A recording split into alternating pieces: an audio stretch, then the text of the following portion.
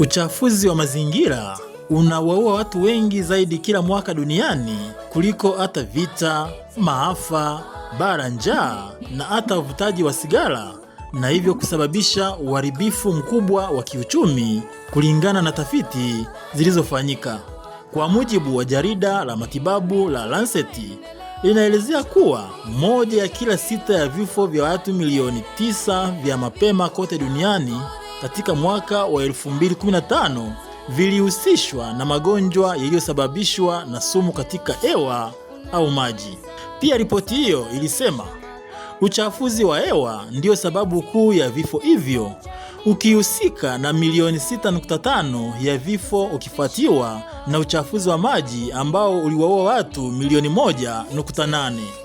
Makisio ya vifo milioni 9 vya mapema ni mara 1.5 juu kuliko idadi ya watu waliouawa kutokana na uvutaji wa sigara na mara 3 idadi ya vifo vilivyotokana na ukimwi, kifua kikuu na malaria, huku ikiwa ni mara 15 idadi ya watu waliouawa katika vita au aina nyingine za vurugu.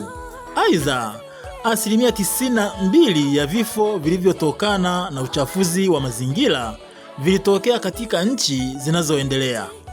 Hata hivyo, kwa mujibu wa shirika la afya duniani WHO, upandaji wa miti una mchango mkubwa katika kulinda mazingira na kuboresha afya ya jamii kwa kusafisha hewa kupitia kunyonya hewa ya ukaa na kutoa oksijeni. Pia huzuia mmonyoko wa ardhi, kuchochea upatikanaji wa mvua na kutoa kivuli kinachopunguza joto.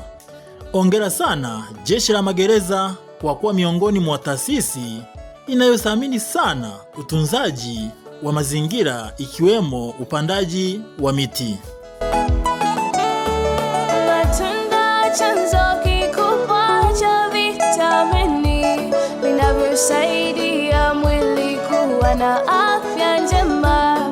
Matunda ni muhimu kwa kila mtu. Panda miti ya matunda kwa wingi. Matunda, chanzo kikubwa cha vitamini. Panda miti wewe, panda.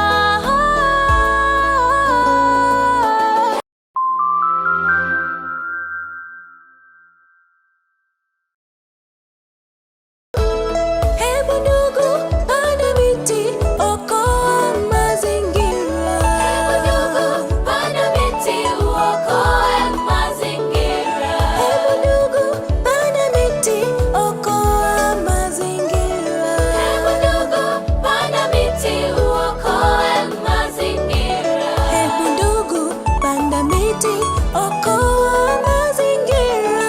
Hebu ndugu, panda miti, uokoe mazingira.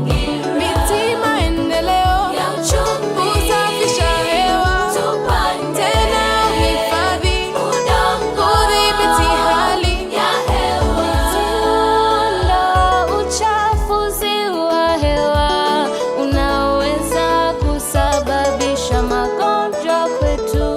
Miti yenye majani mengi husaidia kusafisha